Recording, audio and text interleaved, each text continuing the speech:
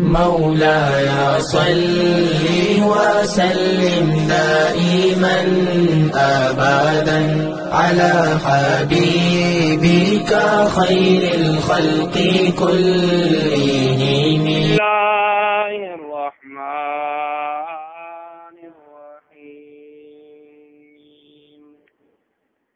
لقد جاءكم رسول من أنفسكم عزيز عليه ما عنتم حريص عليكم بالمؤمنين رؤوف رحيم. صدق الله العلي العظيم وصدق رسوله النبي الكريم. نحن على ذلك من الشاهدين والشاكرين والحمد لله رب العالمين. قال الله تبارك وتعالى في القرآن المجيد والفرقان الحميد في شان حبيب الرحمن الرحيم. إن الله وملائكته يصلون على النبي يا أيها الذين آمنوا صلوا عليه وسلموا تسليما. الصلاة والسلام عليك يا سيدي يا رسول الله وعلى آلك وأصحابك يا حبيب الله. الصلاة والسلام عليك يا سيدي يا رسول الله وعلى آلك وأصحابك يا رحمة للعالمين. اللهم صل وسلم وبارك على سيدنا ومولانا محمد كريم الآباء والأمهات وعلى آله وأصحابه وأولياء أمته وعلماء ملته وأمته أجمعين. عدد كرمك يا كريم يا كريم يا كريم يا كريم. اے مومن چھڈ دے غفلت نو، اے مومن چھڈ دے غفلت نو، بن تابعدار محمد دا. اے مومن چھڈ دے غفلت نو، بن تابعدار محمد دا. بھاویں دنیا بسرے لکواری، بھاویں دنیا بسرے لکواری، نا پیار ویسار محمد دا. اے مومن چھڈ دے غفلت نو، بن تابعدار محمد دا. او دل پر ذات غفار دائے، سبحانو پل وچ تار دائے. او دل پر ذات غفار دائے، سبحانو پل وچ تار دائے. ہر پاسے چمکاں مار دائے، ہر پاسے چمکاں مار دائے. جلوہ مختار محمد دا. اے مومن چھڈ دے غفلت نو، بن تابعدار محمد دا. اے کوڑی دنیا فانی ہے، کوئی روز تیری زندگانی ہے. دنیا فانی ہے، کوئی روز تیری زندگانی ہے، بن یار نبی دیا یاراں دا، بن یار نبی دیا یاراں دا، تک نور انوار محمد دا، اے مومن چھڈ دے غفلت نو، بن تابعدار محمد دا، جو پردے یار دے دردے نے، او مرن تو پہلے مردے نے، جو پردے یار دے دردے نے، او مرن تو پہلے مردے نے، پھر جو دو جگ اندر دردے نے، پھر دو جگ اندر دردے نے، جو کر دے دے پیار محمد دا، اے مومن چھڈ دے غفلت نو، بن تابعدار محمد دا، ان دی صفت بیانو باہر، آپ باطن آپ ظاہر ہے، ان دی صفت بیانو باہر ہے، آپ باطن آپ ظاہر ہے، کرے ذکر پیارا ہر ویلے، کرے ذکر پیارا ہر ویلے، خود پاک غفار محمد دا، اے مومن چھڈ دے غفلت نو، بن تابعدار محمد دا، نہ دل تھی کدی وسارا میں، دل جان نبی تو وارا میں، نہ دل تھی کدی وسارا میں، دل جان نبی تو وارا میں، یہاں کراں حنیف پکاراں میں، یہاں کراں حنیف پکاراں میں، ہو جائے دیدار محمد دا، اے مومن چھڈ دے غفلت نو، بن تابعدار محمد دا۔ اللہ تعالیٰ کی حمد و ثنا کے بعد اللہ تعالیٰ کے پیارے حبیب حبیب خدا تاجدار بخت و وفا قبلہ کونین سرکار دو عالم نور مجسم حبیب کبریا احمد مجتبی محمد مصطفیٰ صلی اللہ تعالی علیہ وآلہ وسلم کی پاک بارگاہ پناہ میں ہدیہ درود و سلام پیش کرنے کے بعد،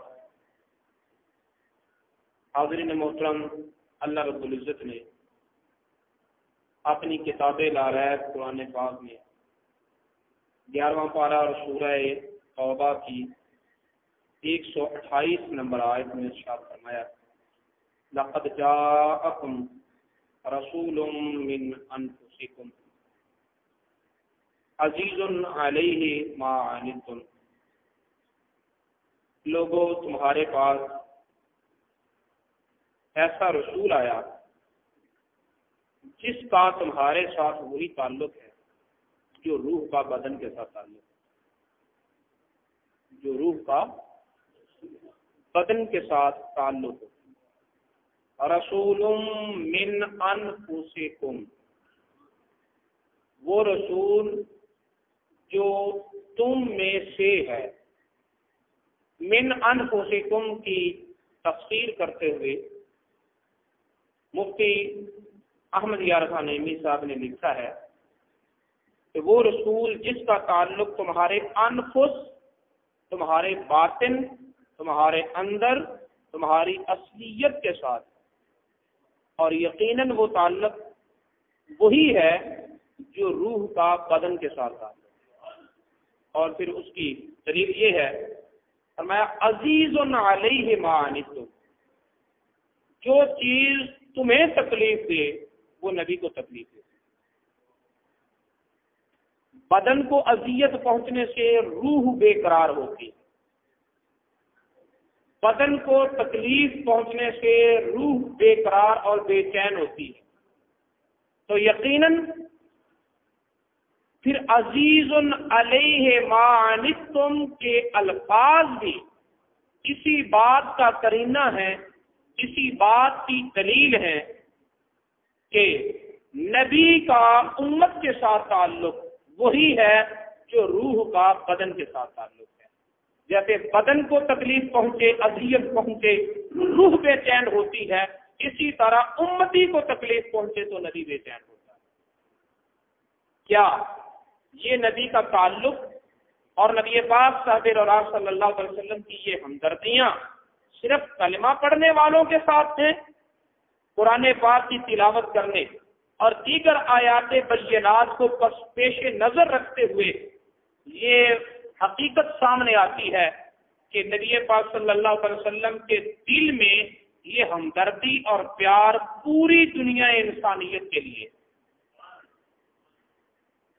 اللہ رب العزت اپنے پیارے محبوب صلی اللہ علیہ وسلم کو ارشاد فرما رہا ہے، قل، اے محبوب تو کہہ دے، یا ایھا الناس، اے انسانوں، بلا امتیاز، کوئی ماننے والا ہے کوئی انکار کرنے والا ہے، کوئی فرق نہیں کہ کوئی میرا کلمہ پڑھتا ہے یا میرا کلمہ نہیں پڑھتا، ساری انسانیت کو یہ اعلان کر دو، انی رسول اللہ الیکم جمیعا، میں تم سب کی طرف رسول بن کر آیا ہوں، میں تمہارا سب کا رسول بن کر آیا ہوں۔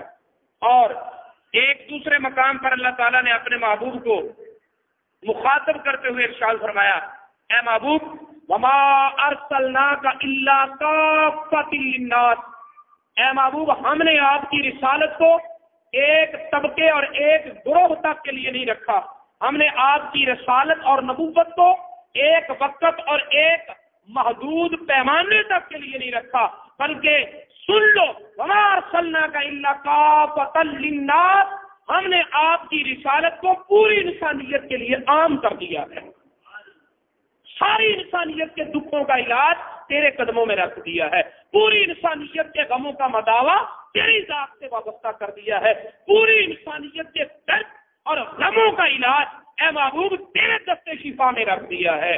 محبوب کو یہ کہا کہ ہم نے تیری رسالت کو عام کر دیا، اور پھر حکم دیا کہ اعلان کرو کہ اے انسانوں، میں تم سب کی طرف رسول بن کر آیا ہوں۔ اور ادھر سورہ توبہ میں جب اعلان کیا تو یہاں بھی تم ضمیر کا مخاطب کچھ چند لوگ، ایک طبقہ نہیں بلکہ پوری انسانیت ہے کہ جو جو انسان ہے وہ سن لے کہ اس کی طرف میرا نبی رسول بن کر آ گیا ہے، میرا نبی رسول بن کر آ گیا ہے۔ اور ہر اس شخص کے لیے جو انسانیت کے دائرے میں ہے، نبی پاک صلی اللہ تعالی علیہ وسلم کا دل اتنا فراخ ہے، اتنا کھلا ہے کہ ہر انسان کے لیے آپ غم بھی رکھتے ہیں، آپ درد بھی رکھتے ہیں، آپ ہمدردی بھی رکھتے ہیں۔ اور یہ بات تو قرآن پاک کی متعدد آیات سے کھلے لفظوں میں ہمارے سامنے آ جاتی ہے کہ جب اللہ رب العزت اپنے محبوب کو تسلی دیتا ہوا نظر آتا ہے، اللہ رب العزت اپنے محبوب کو تسلی دیتا ہوا نظر آتا ہے۔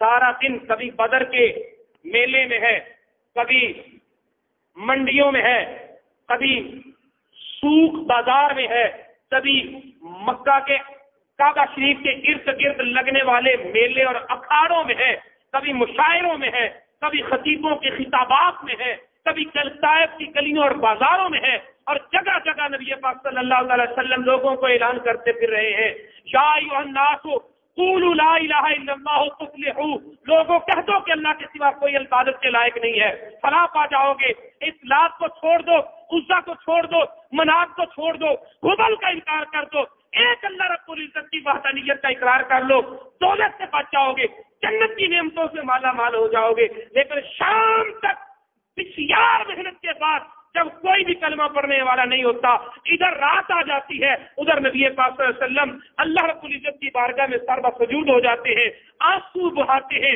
دعائیں کرتے ہیں، روتے ہیں، گڑ گڑاتے ہیں۔ کیوں رو رہا ہے؟ کیوں پریشان ہے؟ مولا میں نے تیری جنت کا اعلان کیا، کوئی بھی تیری جنت میں داخل نہیں ہوا، یہ لوگ دوزخ کی طرف جا رہے ہیں، یہ جہنم کا ایندھن بڑھ رہے ہیں، یا اللہ یہ تیرے بندے تیرے عذاب کا میں مبتلا ہو جائیں گے، یا اللہ یہ دوزخ میں چلے جائیں گے، ان کے غم میں رو رہے ہیں۔ تو اللہ رب العزت خود ارشاد فرماتا ہے، یا ایھا الرسول، اے رسول، لا یحزنک، کیوں غم کرتا ہے؟ اے رسول کیوں غم کرتا ہے؟ کن کا غم؟ ابو بکر صدیق کا غم، عمر فاروق کا غم، عثمان غنی کا غم؟ نہیں، آیت آگے پڑھیے، یہ کلمہ پڑھنے والوں کا غم نہیں، فرمایا الذین یسارعون فی الکفر، جو جلدی جلدی کفر کی طرف جا رہے ہیں، جو جہنم کی طرف جا رہے ہیں، تو ان کا غم کیوں کرتا ہے؟ پتا چلا کہ کلمہ پڑھنے والوں کے لیے بھی یہ اتنا ہی نبی بے چین رہتا ہے، کلمہ نہ پڑھنے والوں کے لیے بھی نبی اتنا ہی بے چین رہتا ہے۔ کوئی اسے مانے ان کے لیے بھی بے چین ہے، کوئی اسے نہ مانے ان کے لیے بھی بے چین ہے۔ یہ نبی اپنی شخصیت کو منوانے نہیں آ رہا، بلکہ یہ انسانیت کو اللہ سے عذاب سے بچانے کے لیے آ رہا ہے۔ یہ ایک آیت نہیں، سورہ مائدہ میں بھی یہ ہے، سورہ آل عمران میں بھی ہے، سورہ یاسین میں بھی اللہ تعالیٰ نے فرمایا ہے فلا یحزنک قولہم، اے محبوب ان کی باتوں سے غم نہ کیا کر۔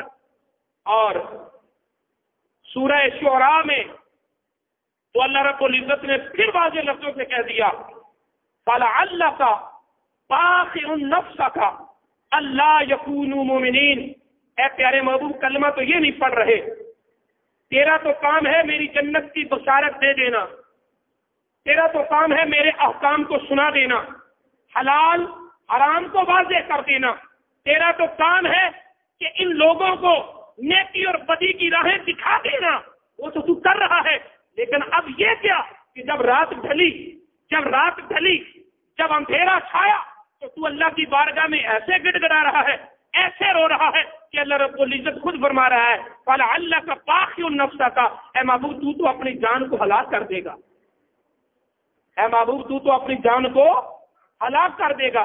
اسلام میں اللہ یکون مومنین، یہ کافر مسلمان کیوں نہیں ہو رہے؟ یہ کافر کلمہ پڑھ کے مومن کیوں نہیں ہو رہے؟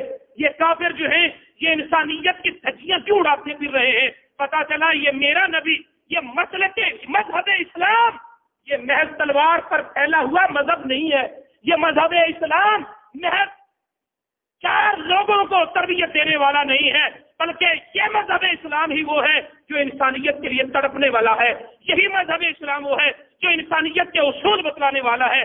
وہ لوگ جو اسلام کو چھوڑ کر انسانیت کی بات کرتے ہیں، وہ اپنے آپ پہ غور کریں، وہ تاریخ عالم کا مطالعہ کریں، وہ آدم علیہ السلام سے لے کر آج تک ہر ملک کی تاریخ پڑھیں، ہر قوم کی تاریخ پڑھیں، اور پھر اسلام کی تاریخ پڑھیں۔ ان کی عقل، ان کی فہم، ان کا تدبر، ان کا دل خود یہ فیصلہ دے گا کہ اگر اسلام کو چھوڑ دو انسانیت کا وجود ہی کہیں نہیں ملتا۔ اگر انسانیت سے ہٹ جاؤ، اسلام سے ہٹ جاؤ، تو انسانیت کا درس کہیں سے نہیں ملتا۔ اگر انسانیت کا سبق دیتا ہے تو فقط اسلام دیتا ہے، اگر انسانیت کے لیے تڑپتا ہے تو فقط اسلام تڑپتا ہے۔ بدر کے قیدی کون لوگ ہیں جنہوں نے مسلمانوں کو طرح طرح کی اذیتیں دی، زندہ آگ میں جلایا، ایک ٹانگ ایک اونٹ پہ باندھ دی گئی، دوسری ٹانگ دوسرے اونٹ پہ باندھ دی گئی۔ حضرت عمار رضی اللہ تعالیٰ کے والد حضرت یاسر کے ساتھ یہ ہوا کہ ابو جہل نے ان دونوں اونٹوں کو مخالف جہت میں دوڑا دیا اور اس طرح بدن مبارک کو چاک کر دیا گیا۔ ارے وہ کون لوگ تھے؟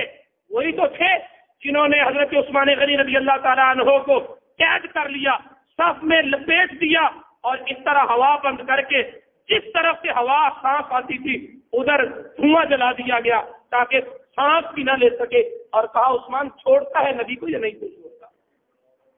حضرت بلال کے ساتھ کیا ہوا؟ کون سی آنکھ بھولی ہوئی ہے؟ کس کے دماغ سے یہ نقشے فراموش ہو سکتے ہیں؟ نہیں ہو سکتے۔ وہی لوگ تھے 70 لوگ جو قید میں آ کر آئے تھے، جب ان کے بازو اور ہاتھ باندھ دیے گئے تو نبی پاک صلی اللہ علیہ وسلم کو صحابہ نے دیکھا کبھی اس کروٹ ہوتے ہیں کبھی اس کروٹ ہوتے ہیں، اور یہ مدینے کا چاند فتح پا کر بھی چین کی نیند نہیں سو رہا۔ فتح ہو چکی، 70 کفار مارے جا چکے، 70 قید لیے جا چکے، اتنی شاندار فتح، لیکن اب بھی چین کی نیند نہیں ہے، اب بھی بے قراری ہے۔ صحابہ کرام نے پوچھا یا رسول اللہ بے چینی کیوں ہے، نیند کیوں نہیں آ رہی؟ فرمایا قیدیوں کی آہ آہ کی آواز مجھے سونے نہیں دے رہی۔ یہ جو قیدی ہیں ان کی آہ آہ کی آواز یہ کرا رہے ہیں، مجھے یہ آواز سونے نہیں دے رہی۔ تھوڑی دیر کے بعد آواز بند ہو گئی۔ یا رسول اللہ، نبی پاک صلی اللہ علیہ وسلم نے پوچھا کیا ہوا؟ فرمایا یا رسول اللہ آپ کے آرام کا خیال کرتے ہوئے ہم نے ان کی رسیاں ڈھیلی کر دی۔ یہ قیدی ہیں، یہ وہ ہیں جو تلواریں کھینچ کر آئے تھے، یہ وہ ہیں جن کو اگر موقع ملتا تو کسی مسلمان کو چھوڑتے نہ، جن کو موقع ملتا تو یہ بچوں کو یتیم کرنے سے باز نہ آتے، یہ عورتوں کو بیوہ کرنے سے باز نہ آتے، ان کا چلا نہیں تھا اس لیے یہ قید ہو گئے۔ لیکن ان کے ساتھ بھی حالات یہ ہے کہ ان کی آہیں بھی نبی کو سونے نہیں دے رہی۔ پتہ چلا کہ نبی پاک صلی اللہ علیہ وسلم کی وہ ذات ہے کہ جس کے دل میں اللہ تعالیٰ نے پوری انسانیت کا درد اور غم رکھا ہے۔ جب نبی پاک صلی اللہ علیہ وسلم مکہ کو چھوڑ کر مدینہ منورہ تشریف لے آئے تو اللہ رب العزت نے وعدہ کیا تھا، وہ اے محبوب یہ لوگ جو کعبے کا پردہ تھام کر دعا کرتے ہیں، اللہم ان کانا هو الحق فامطر علینا حجارۃ من السماء، اے اللہ اگر محمد کا دین سچا ہے تو ہم پر آسمانوں سے پتھروں کی بارش برسا۔ کعبے کا پردہ پکڑ کے، غلاف کعبہ کو تھام کے اللہ رب العزت کے عذاب کو چیلنج دے رہے ہیں، اے رب تو نے اگر واقعتاً سچا رسول بھیجا ہے تو ہم پر پتھروں کی بارش کیوں نہیں آتی؟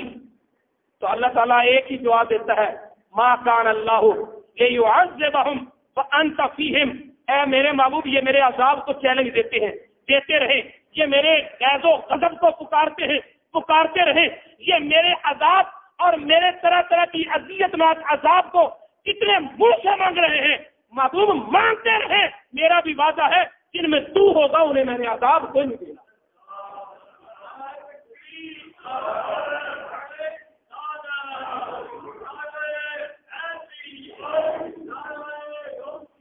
اے محبوب جن میں تو ہے، ما کان اللہ لیعذبہم وانت فیہم، محبوب کیسے ان کی مان لوں، کیسے ان کے چیلنج قبول کر لوں، کیسے ان کی گرفت کروں؟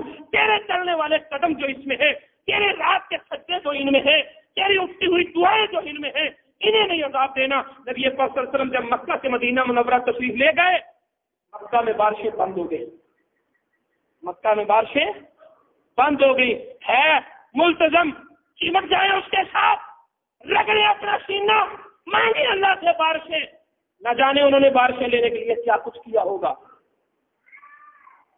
ملتزم سے چپکے ہوں گے، حجر اسود سے پہ گڑ گڑائے ہوں گے، باب کعبہ کے سامنے روئے ہوں گے، طواف کرتے ہوئے دعائیں مانگی ہوں گی، غلاف کعبہ کو تھام کے گڑ گڑائے ہوں گے، نہ جانے کیا کچھ کیا ہوگا۔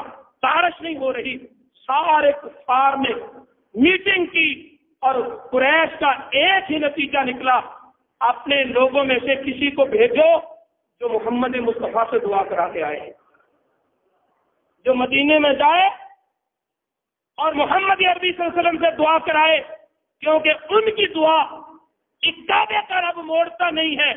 پتہ یہ چلا کلمہ پڑھے نہ منے، پڑھے، فضیلت وہ ہے جس پر دشمن بھی گواہ ہو، عظمت وہ ہے جس کے بیگانہ بھی گواہی دے۔